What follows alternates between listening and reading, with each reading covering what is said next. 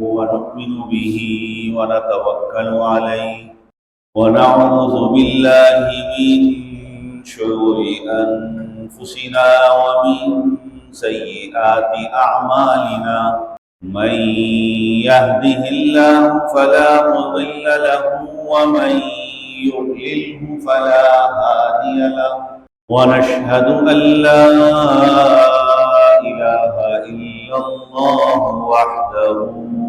وحده لا شريك له ونشهد أن سيدنا وسندنا وحبيبنا ومولانا محمدا عبده ورسوله صلى الله تعالى عليه وعلى آله وصحبه أجمعين أما بعد فأعوذ بالله من الشيطان الرجيم بسم الله الرحمن الرحيم يا أيها الذين آمنوا اتقوا الله وذروا ما بقي من الربا إن كنتم مؤمنين سبحانك لا علم لنا إلا ما علمتنا إنك أنت العليم الحكيم يا ربي صل وسلم دائما أبدا على حبیبک خیر الخلق کلہم۔ محترم حاضرین معزز سامعین، گزشتہ جمعے یہ بات ہوئی تھی کہ جیسے جسم کو روح لازم ہے ایسے روح کو جسم لازم ہے، اور جب ان دونوں کو ایک دوسرے کے لیے لازم اور لازمی سمجھ لیا جائے گا تو پھر یہ بات بھی یقینی ہو جائے گی کہ دین بھی لازم ہے اور دنیا بھی لازم ہے۔ کسی کے پاس صرف دین ہو اور دنیا نہ ہو تب بھی وہ بندہ ناقص ہے، اور کسی کے پاس دنیا ہو اور صرف دین نہ ہو اس کی زندگی بھی ناقص ہے۔ اور بہت تفصیل سے اس پہ گفتگو ہو گئی ہے گزشتہ جمعہ۔ میں نے عرض کیا تھا کہ جب جسم اور روح لازم ملزوم، ادھر دنیا اور دین دونوں لازم ملزوم، تو پھر یہ دونوں ایک دوسرے کے لیے بھی لازم ہیں۔ کسی آدمی کے پاس جسم اور روح دونوں تو آ گئے، لیکن دین یا دنیا میں سے کوئی ایک لیا تو یہ آدمی بیکار ہے، دونوں لینے پڑیں گے۔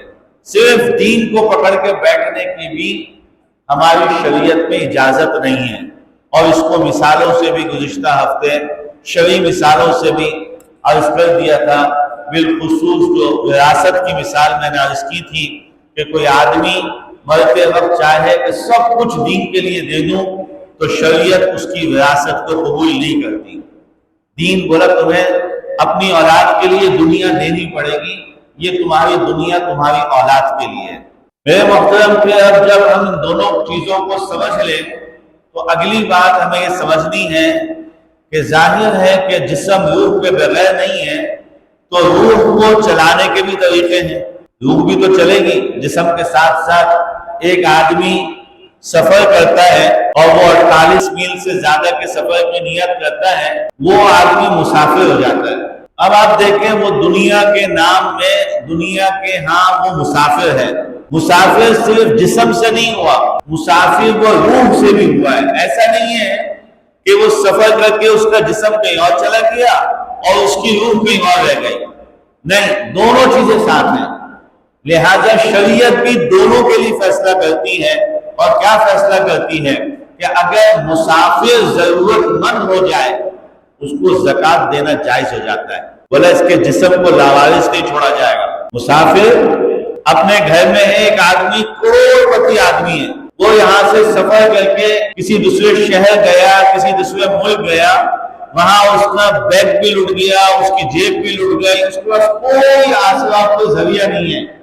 یہ آدمی کسی سے سوال کرتا ہے، اس کے لیے اس پر یہ پوچھ کر کہ یہ مسافر ہو اور کملے ہو گئے، خالی ہو گئے، وہ اس کو زکوٰۃ بھی دے سکتا ہے، وہ مستحق زکوٰۃ بھی ہو سکتا ہے۔ شریعت نے اس کا کتنا خیال رکھا ہے، بولا کہ اس کے جسم کا خیال ہے اور مسافر ہو، تمہاری روح کا بھی خیال رکھا جائے گا، لہذا 4 رکعت والی نماز آدھی کر دو، 2 رکعت پڑھو۔ روح کا بھی خیال رکھا، جسم کا بھی خیال رکھا، روح کا بھی خیال رکھا۔ شریعت اور رب کریم کی بھیجی ہوئی شریعت نے کسی کو کسی موقع پہ محروم نہیں کیا، کسی کو کسی وقت میں محروم نہیں کیا، ہر ایک کا مکمل خیال رکھا۔ میرے محترم، جب ہم ان دونوں چیزوں کو سمجھ لیتے ہیں تو ہم میں سے ہر آدمی پھر اپنے آپ سے متعلق سوال کرتا ہے کہ میرا جسم کا کیا حال ہے؟ کہیں سے ذرا سا بال برابر بھی کوئی دانا نکلا ہے، مجھے اس کی فکر ہے کہ یار ٹھیک ہو جائے۔ کہیں میری آنکھ میں ذرا سا بال چلا گیا، مجھے اس کی فکر ہوتی ہے کہ میری آنکھ ٹھیک ہو جائے۔ تو میری روح کا کیا حال ہے؟ میرا جسم تو ماشاءاللہ تر و تازہ ہے، سردیاں شروع ہوئی ہیں، بادام بھی کھاؤں گا، پستہ بھی کھاؤں گا، میری صحت اچھی رہنی چاہیے۔ سردی ہوئی ہے، بڑھاپا ہے، سردی نہ لگ جائے، ٹھنڈے کی جگہ گرم پانی کا استعمال شروع کر دوں گا۔ میرا جسم، اب اگلے نمبر پہ سوال خود بخود بنے گا، ارے اس جسم کو فنا ہے، جو اصل اور آخر میں بچے گا وہ کیا بنے گا؟ بچے گا، وہ روح بچے گی، روح بچے گی۔ اللہ رب کریم کے ہاں بعض لوگ اس میں الگ ہوئے نا، انہوں نے بیوقوفوں نے سوال شروع کیے، بولا اچھا چلو ٹھیک ہے، پھر ہمارا تو جسم ہے اور جسم ہی کو عذاب ہوگا قبر کے اندر، ہم قبر میں نہیں ڈالیں گے جسم کو۔ بعض لوگوں نے کہا ہم جسم کو قبر میں نہیں ڈالیں گے، کہا ایسا نہیں ہے، اللہ کے ہاں جو جسم ہے تیرا، اس کا ایک الگ اس کا تعلق روح کے ساتھ ہے۔ تیری روح جہاں پہ بھی رہے گی، اگر اللہ نے اس کو عذاب دینا ہے، اللہ اس کے لیے ایک وجود وہاں تجھے دے دے گا، اس کو عذاب دے گا۔ قبر کے اندر جو ڈل جاتے ہیں وہ بھی ختم ہو جاتے ہیں، ان کو بھی کیڑے مکوڑے یہ چیزیں کھا کے یعنی اکثریت فنا ختم ہو جاتا ہے، اور اس کے بعد پھر اللہ ایک دن اٹھائیں گے تو پھر پورا وجود ایک دم تیار ہو کے، جسم ایک دم تیار ہو کے آ جائے گا۔ اب اس جسم کو جنت میں بھیجنا ہے کہ جہنم میں بھیجنا ہے فیصلہ ہو۔ تو روح اور جسم، میرا جسم الحمدللہ بہت اچھا ہے، بہت صحیح چل رہا ہوں، ایسے ہے، بلڈ پریشر بھی صحیح چل رہا ہے، شوگر بھی بالکل فٹ ہے، ماشاءاللہ ایسا ہے، بڑے میاں دوڑے چلے جا رہے ہیں جناب، بہت زبردست۔ روح کہاں ہے؟ روح میں درود کہاں ہے؟ روح کی غذا آپ کون سی دے رہے ہیں؟ روح کو کون سی غذا دے رہے ہیں؟ روح کو آپ، ایک آدمی کو نظر آتا ہے بہت خوبصورت پودا لگا ہوا ہے، بہت خوبصورت گھاس لگی ہوئی ہے، کیا سبزہ ہے ماشاءاللہ، کیا ہریالی ہے، فوراً تھوڑی دیر کے بعد کوئی نہ کوئی ایک بولے گا، کہے گا بھائی یہاں پانی بہت اچھا ہے، یہاں زمین بہت اچھی ہے۔ اب وہاں پانی نظر نہیں آتا ہے، وہاں زمین کا اندر نظر نہیں آتا ہے، لیکن جب وہ دیکھا کہ اتنا خوبصورت یہ سبزہ ہے تو خود کو خود کہتے ہیں پانی بہت اچھا ہے، پانی بہت اچھا۔ میرے محترم دوستوں اور بزرگوں، ہماری جسم کے اندر روح بہت اچھی ہونی چاہیے۔ اس روح پر محنت کرنے کے لیے اللہ نے پھر دین اور دنیا اور دین دونوں عطا فرمائے، دنیا کے پھر حصے بنائے، ایک یہ دنیا ہے، ایک آخرت کی دنیا ہے، ایک ہمارے آنے سے پہلے دنیا تھی، اس کو عالم ارواح کہا جاتا تھا۔ 4 عالم ہے، ساری کائنات میں 4 عالم ہیں۔ پہلا عالم عالم ارواح ہے، ارواح یعنی جہاں ہماری روحیں تھیں اللہ کے ہاں، وہ پہلا عالم۔ پھر دوسرا عالم ہے یہ عالم اجسام، جسم کا عالم ہے، یہ جو عالم جس میں ہم بیٹھے ہیں یہ عالم اجسام ہے، عالم اجساد بھی کہتے ہیں اس کو، جسد کا عالم، جسم کا عالم۔ تیسرا عالم برزخ ہے، برزخ کے اندر بھی روحیں جمع ہوں گی اور جسم دونوں جمع ہوں گے۔ اور چوتھا عالم عالم الآخرت ہے، آخرت کا عالم، وہ سب سے آخری عالم، آخری بھی ہے اور آخرت بھی ہے، وہ آخری عالم، وہاں جا کے انسان کا پھر فیصلہ اس کا ہمیشہ کی زندگی پہ وہاں پہ ہوگی۔ میرے محترم دوستوں بزرگوں، جب دین، دنیا، روح اور جسم، ان چاروں کو ملانے سے ایک کامل مسلمان بنتا ہے، کامل انسان نہیں، کامل مسلمان۔ انسانوں میں بڑے بڑے انسان طاقتور، دولت مند، شہرت یافتہ ہوئے، لیکن انہوں نے کسی نے جسم کو چھوڑا، کسی نے روح کو چھوڑا، کسی نے دنیا کو چھوڑا، کسی نے دین کو چھوڑا، کامل نہیں بنے۔ مکمل انسان، مکمل مسلمان ایک تیار ہوتا ہے جب وہ روح، جسم، دین اور دنیا چاروں کو ملا کے شروع کرتا ہے، اپنی زندگی کا سسٹم بناتا ہے۔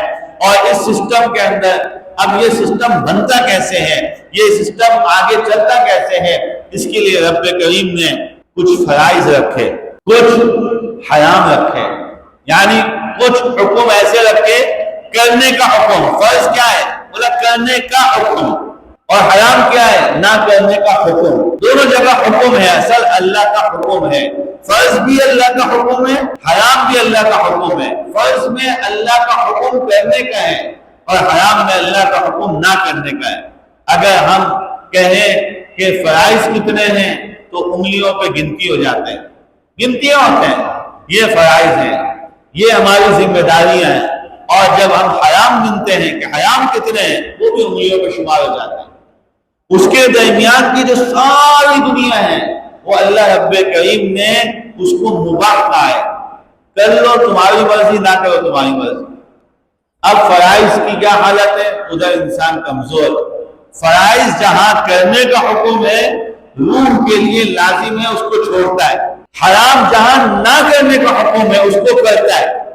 اگر ان دونوں کے اوپر ذرا سی دیر غور کیا جائے کہ کیسی عجیب بات ہے، ہمارا مالک ہے، مالک کہتا ہے یہ کرو، میں نہیں کرتا، مالک کہتا ہے یہ نہیں کرنا، میں کرتا ہوں۔ تھوڑی دیر کے لیے اگر اس کی حقیقت پہ انسان غور کرے گا بیٹھ کے تو اس کو بآسانی یہ حقیقت سامنے آ جائے گی کہ یہ میری عقل، میرا شعور، میرا جسم، میری روح نہیں ہے جو مجھ سے کراتا اور نہ کراتا ہے، یہ ایک الگ سے طاقت ہے، اور وہ میرے بھی دشمن، میری روح کی بھی دشمن، میری دنیا کے دشمن، میری آخرت کے بھی دشمن، اور وہ اللہ کا بھی دشمن، وہ شیطان ہے جو مجھ سے سب کام کراتا ہے۔ شیطان کہتا ہے نہیں کرنا۔ انسان جب چاروں چیزوں کو جوڑتا ہے، روح کو، جسم کو، دنیا کو، دین کو، تو وہ کہتا ہے کہ میں ایک مالک کا غلام ہوں، میں ایک مالک کا بندہ ہوں، میں ایک خالق کی مخلوق ہوں، اور ہر عقل کا ہر بال یہ کہتا ہے، جسم کا ہر رونگٹا یہ کہتا ہے کہ غلام آقا کی مان کے چلتا ہے تو خوش رہتا ہے، غلام آقا کی مانے گا نہیں، مالک کی مملوک مانے گا نہیں، اس کو خوشی نہیں ملے گی، اس کو خوشی نہیں ملے گی۔ اور ہمیں دنیا میں روزانہ دیکھ رہا ہے، ہمارا جو بھی سینئر افسر ہوگا ہم اس کو سلوٹ مارنے کے لیے تیار، عقل میں نہیں آئے گا سلوٹ کہ پاؤں بھی دبا رہا ہے اور ہاتھ بھی ایسے کر رہا ہے، اس سمجھ میں بولا ہمیں تو بڑا سمپل سا سلام دیا تھا شریعت نے، بڑا خوبصورت تھا، اس میں دعا تھی، اس میں محبت تھی، اس میں اللہ کی رحمت ورحمت اللہ، اللہ کی رحمت تھی، اس میں اللہ کی برکات تھی، وبرکاتہ کہہ کے ہم ایک مسلمان دوسرے مسلمان کو جو ہے وہ برکتوں کی دعائیں دیتے تھے۔ بولے یہ کیا چیز ہے، سلوک کہاں سے آ گیا، اور یہ کیسا ہے کہ ہاتھ بھی ہو تو پاؤں بھی عجیب سی کیفیت ایک ہوتی ہے، لیکن نہیں، بولا مالک ہے، بڑا افسر ہے، مالک کا درجہ رکھتا ہے، بڑے کا درجہ رکھتا ہے، حکم ہو گیا، آرڈر ہو گیا، کرنا پڑے گا، کرنا پڑے گا۔ ہر آدمی اس کو سمجھتا ہے، ہر آدمی اس کو سمجھتا ہے۔ جہاں مالک کے تیور بدلے غلام کو سمجھ میں آ جاتے ہیں کہ آج موڈ ٹھیک نہیں ہے، آج مزاج ٹھیک نہیں ہے، اس کا نام کوئی بھی دیا جائے لیکن فوراً غلام۔ تو انسان جب مسلمان کی شکل میں آتا ہے وہ پاگل نہیں ہوتا ہے، وہ بیوقوف نہیں ہوتا ہے، وہ احمق نہیں ہوتا ہے، تو اس کو پتہ نہیں چلتا ہے کہ میں مسلمان ہوں اگر تو مسلمان نام ہے اللہ اور اللہ کے رسول کے غلام کا، اللہ کا بندہ، رسول اللہ کا غلام، اس کا نام ہے۔ پھر میں اللہ کی نافرمانی کروں، رسول اللہ کی نافرمانی، وہ پاگل نہیں ہوتا ہے۔ بولا نہیں، پھر کیا ہے، بولا اس کو ایک ٹارگیٹ دیا تھا، اس کو ایک ہدف دیا تھا کہ تمہیں اللہ اور اللہ کے رسول کا حکم ماننا ہے۔ حکم کیا کہا کہ جہاں حکم کی شکل آ جائے، کہہ دیا کر لو تو کرنا ہے، کہا نہیں کرنا تو نہیں کرنا۔ کوئی آدمی کھانا نہ کھائے، بولے بھائی کیوں نہیں کھاتا، بولے بس نہیں کھاؤں گا، نہیں کھاؤں گا۔ حتیٰ کہ کوئی آدمی تو آدمی، رسول اللہ ساری کائنات کے سب سے بڑے آدمی، سب سے افضل اور اعلیٰ آدمی، آپ نے کیا قسم کھائی، فرمایا میں شہد نہیں کھاؤں گا۔ قصہ طویل ہے۔ فرمایا اللہ رب کریم نے قرآن کریم میں کیسے بتایا، یا ایھا النبی، اے نبی لما تحرم ما احل اللہ لک، کیسے رب کریم نے پوچھا، بولے اے نبی لما تحرم، کیوں حرام کرتے ہیں آپ اس چیز کو جس کو اللہ نے آپ کے لیے حلال کیا ہے؟ بولا حکم اللہ کا چلے گا، حکم اللہ کا چلے گا، مالک کا چلے گا، غلام اور بندے کا حکم نہیں چلے گا۔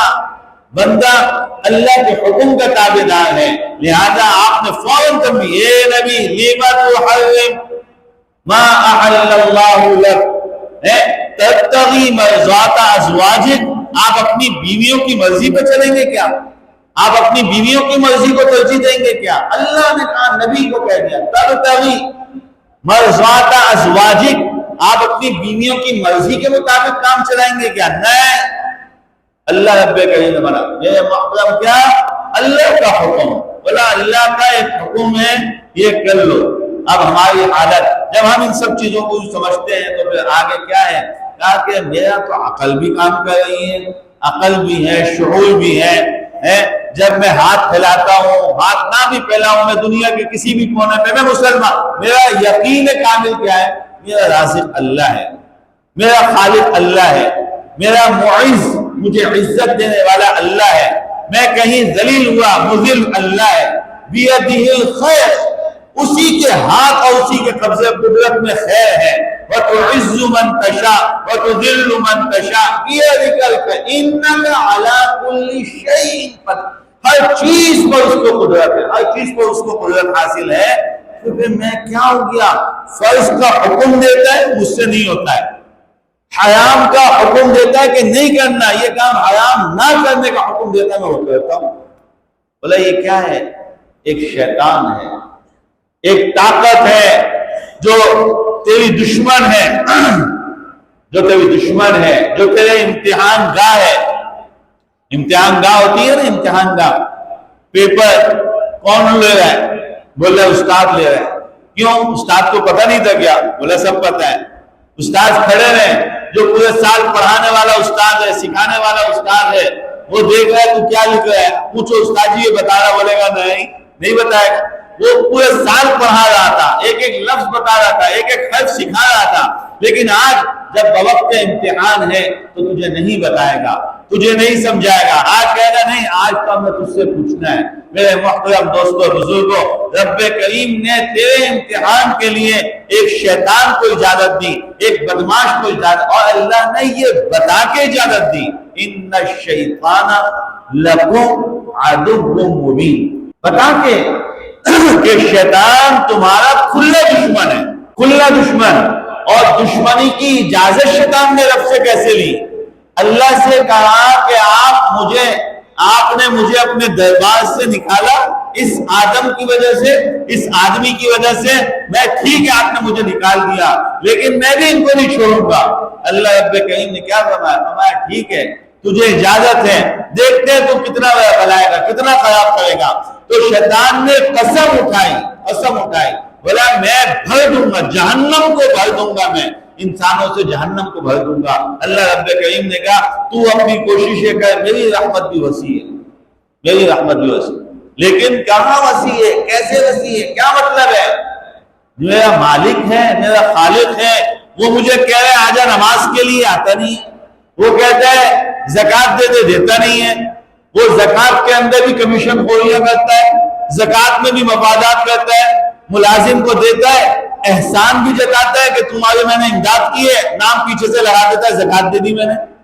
کیسے مال جو ریجیکٹ ہو جاتا ہے کمپنی سے، جو مال جو ہے وہ ایکسپائر ہو رہا ہوتا ہے، وہ اٹھا کے غریبوں میں جا کے تقسیم کرا دیتا ہے، بولتا ہے زکوٰۃ دے دی ہے میں نے، اس میں بھی چکرے بازیاں کرتا ہے۔ یہ حال جب مسلمان کا ہو تو پھر کیا ہوگا؟ عقل میں تو یہ بات نہیں آتی، مالک کے خلاف کر رہا ہے، یہ کیسے کر رہا ہے مالک کے خلاف؟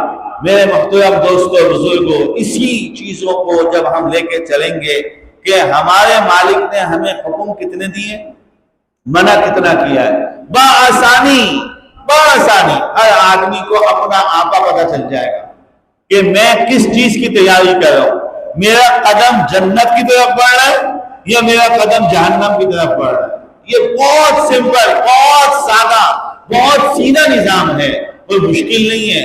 کوئی جیسے میں نے گزشتہ جمعے میں یہ بات عرض کی تھی کہ ظلم ہوا کہ لوگوں نے بعض لوگوں کو دیندار کہنا شروع کیا، بولا یار یہ دیندار لوگ ہیں، اور بعض لوگوں کو دنیا دار کہنا، یہ ظلم ہوا، یہ زیادتی ہوئی۔ کوئی دیندار لقب نہیں ہے، کوئی دیندار اعزاز نہیں ہے، کوئی دنیا دار اہانت نہیں ہے، کوئی دنیا دار ذلت نہیں ہے۔ دنیا دار ہزاروں اپنے آپ کو دیندار کہلانے والوں سے آگے ہو جاتے ہیں، اللہ تعالیٰ ان سے بڑے بڑے کام لے لیتے ہیں، اور ہزاروں دیندار اپنے آپ کو کہلانے والے وہ خائف و خاصے ہو جاتے ہیں، وہ تکبر اور عجب کے اندر چلے جاتے ہیں۔ اس لیے اپنے آپ سے یہ کسی سے یہ سننے کی تمنا، یہ سمجھنے کی خواہش کہ میں دیندار ہوں، چھوڑ دیں۔ میں دیندار، کوئی لاکھ کہتا ہے آپ نہیں ہے انسان دیندار، جب تک کہ وہ اپنا ضمیر کے فیصلے خود نہ بتائے کہ میرے روزے مکمل ہے کہ نہیں ہے، زندگی میں کتنے رمضان آئے، کتنے رمضان روزے رکھے، کتنے رمضان کھا گیا، روزے ہیں مکمل کے نہیں ہیں۔ یہ ایسے ہی ہے، دو آدمی ایک دوسرے سے قرض کی لین دین کی ہوئی ہے، کسی کو تھوڑی پتہ چلے گا جب تک یہ بولتا نہیں ہے۔ بھائی قرض کھایا ہوا آدمی بھی بڑے بڑے خیراتے لے کے سو رہا ہو اور لوگ اس کو دیکھ کے یار ماشاءاللہ کتنا سکون کی نیند سوتا ہے، جس کا لے کے کھایا ہوا اس سے پوچھو یہ نیند بھی اس کی سکون کی ہے کہ حرام کی ہے، بولے اس کی نیند سکون کی کہتے ہو۔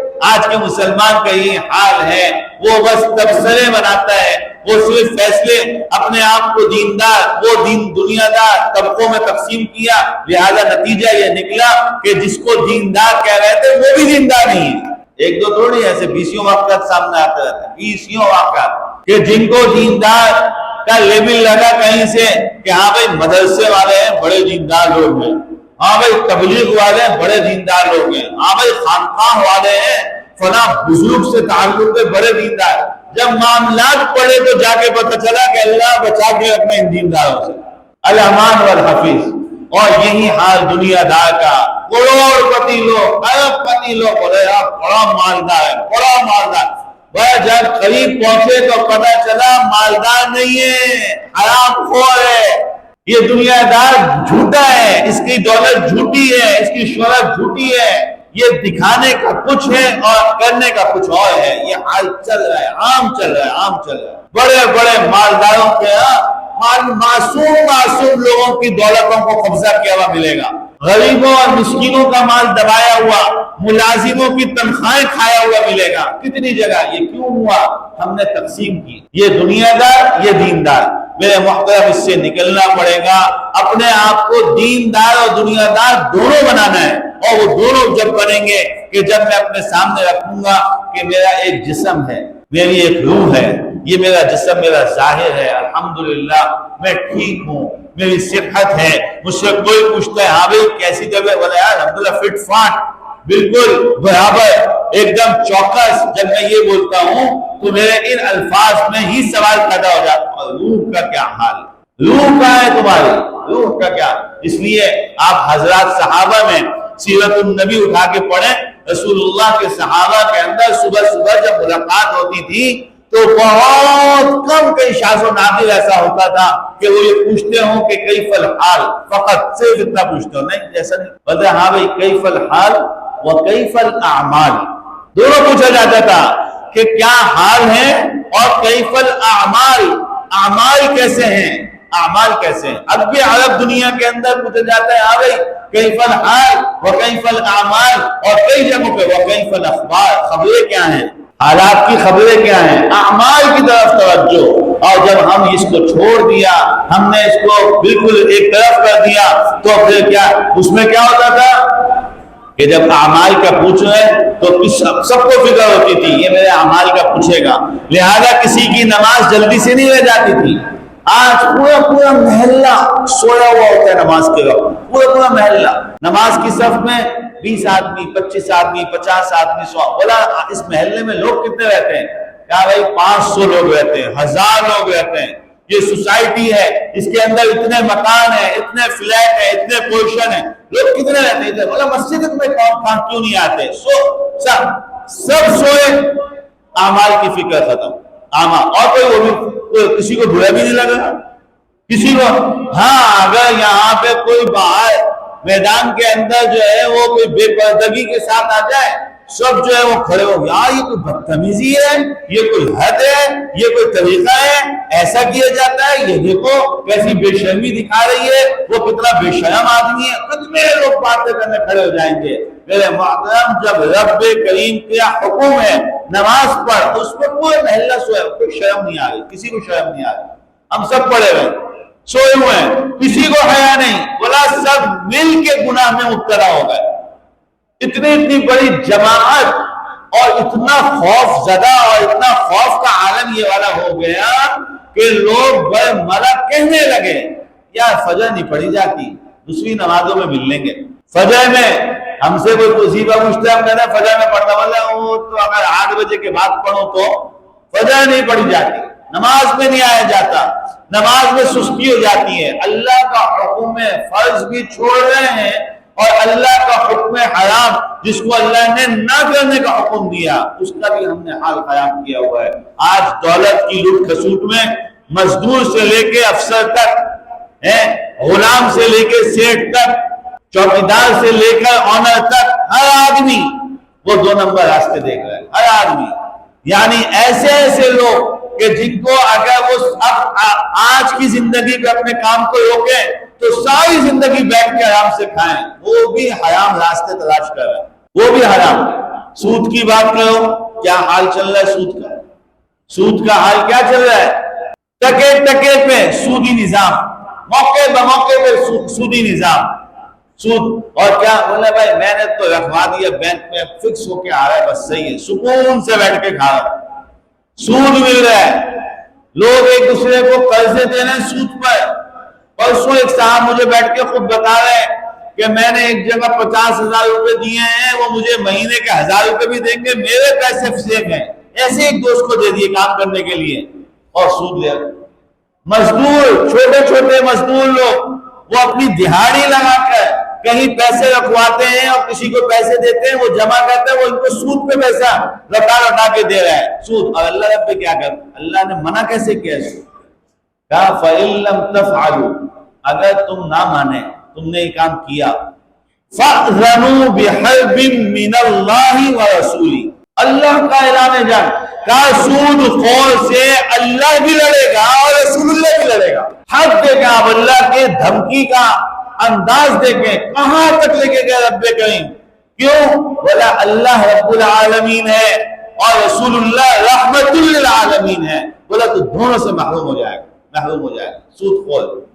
فَأْذَنُوا بِحَرْبٍ، اللہ نے کہا، اللہ رب کریم اعلان کرتے ہیں، پیغمبر آپ کا اعلان کرتا ہے اللہ اس بات کا، فَأْذَنُوا بِحَرْبٍ مِّنَ اللَّهِ، اللہ سے بھی اعلان جنگ ہے، اللہ کا بھی اعلان جنگ ہے اور رسول اللہ کا بھی اعلان جنگ ہے۔ فَأْذَنُوا بِحَرْبٍ مِّنَ اللَّهِ وَرَسُولِهِ، میرے محترم کتنی خوفناک، اس لیے کہا کہ اپنی زندگی کو بنانا ہے تو اس چیز کو سوچنا۔ میرا جسم ماشاءاللہ بالکل ٹھیک ٹھاک ہوں، بعض لوگ بولتے ایک تھپڑ پڑ گیا نا دماغ سے ہو جائے گا، بولے یہ والے تھپڑ کبھی ہمیں اپنے آپ کو بھی لگانے چاہیے، ہمارے اپنے دماغ تو صحیح ہو جائے پہلے۔ طاقتور کا دماغ زیادہ خراب ہوتا ہے، دولت مند کا دماغ زیادہ خراب ہوتا ہے، جو آدمی درمیانی زندگی گزار رہا ہے نا وہ کافی مناسب ہوتا ہے۔ زیادہ دولت مند، زیادہ طاقتور ہمیشہ نشوں میں ہوتے ہیں، اور زیادہ غریب اور زیادہ مسکین وہ بھی عموماً نشوں میں ہوتے ہیں، درمیانے لوگ سے چلتے ہیں۔ اپنی جسم کو دیکھا، جسم سیٹ، روح کو دیکھ، روح کا ہے، میرے سر کی روح کا کیا حال ہے کہ میرے سر کی روح کے اندر یہ بات کیوں نہیں آتی کہ نماز چھوڑنے سے کیا حال ہوگا، جو چھوڑ رکھی ہیں ان کا کیا حال ہوگا، زندگی کے روزوں کا کیا جواب دوں گا، میرا نبی ہوگا، میرے جو ہے صحابہ ہوں گے، ان کی جماعت وہاں پہ موجود ہوگی اور وہ 100% پہ ہوں گے، اور میرا حال کیا ہوگا 2%، 3% زندگی کے روزے چھوڑے ہوئے ہیں، نمازیں چھوڑی ہوئی ہیں، کتنی نمازیں چھوڑ کے آیا ہے، میں جواب نہیں دے سکوں گا، کتنی چھوڑی اس کا جواب نہیں ہوگا۔ کیسے؟ کہتے ہیں یار اتنی زندگی کی نمازیں رہ گئی ہیں مجھے یاد بھی نہیں ہے، اتنا بڑا قرض چڑھایا یاد نہیں ہے۔ دنیا میں کسی کا 1,000 روپے بھی ہے نا، ابھی میں نے 3-4 روز پہلے دیکھے 400 روپے پہ لڑائی ہو رہی تھی، 2 بندوں کی، اتنا مارا ایک دوسرے کو، ایک کے منہ سے خون نکل رہا تھا، ایک کی ناک سے خون نکل رہا تھا۔ بھائی ہوا کیا؟ بولے 400 روپے اس کے میرے چھپائے، 400 روپے چھپا لی، ادھر روزانہ کی 5 نمازیں چھپا جاتا ہے۔ رب کریم کے لیے نماز کی حال خراب ہے، اور پھر بھی یہ دنیا دار ہے، یہ دیندار ہے۔ دیندار دنیا دار، دنیا دار دیندار کی تقسیم کر کے مطمئن ہو کے بیٹھے ہیں۔ میرے محترم، اللہ کا حکم کہاں ہے؟ اگر میرے رب کا حکم ہے کر لیں، بولا پھر گزر جاؤں گا، اور رسول اللہ کا حکم ہے نہیں کرنا، بولا نہیں کروں گا، نہیں، یہ وہ میرا مالک ہے، وہ میرا خالق ہے، وہ میرا رازق ہے، اس کو میرے پل پل کی اطلاع ہے، مجھے حکم کیا کیا ملے ہیں، میں کہاں ہوں ان حکموں کے اندر، اور مجھے منع کہاں کہاں کیا ہے، میں کہاں ان جگہوں کے اوپر۔ ان چیزوں کو سمجھ کے کہ میری جسم اور میرا روح، اور اس جسم اور اس روح کے لیے دنیا اور دین دونوں لازم ہیں، دنیا بھی چاہیے، دین بھی چاہیے، اس پر محنت کرنے کی ضرورت ہے، احکام کو سمجھنے کی ضرورت ہے۔ اللہ کا حکم اصل ہے، اس کے اندر پھر کچھ فرض ہیں، کچھ حرام ہیں، فرائض کو کرنا ہے، حرام کو نہیں کرنا ہے، یہ اللہ کے حکم کا نتیجہ اور خلاصہ ہے۔ اللہ تعالی ہم سب کو سمجھنے کی توفیق عطا فرمائے، عمل کرنے کی توفیق عطا فرمائے۔ وآخر دعوانا ان الحمد للہ رب العالمین۔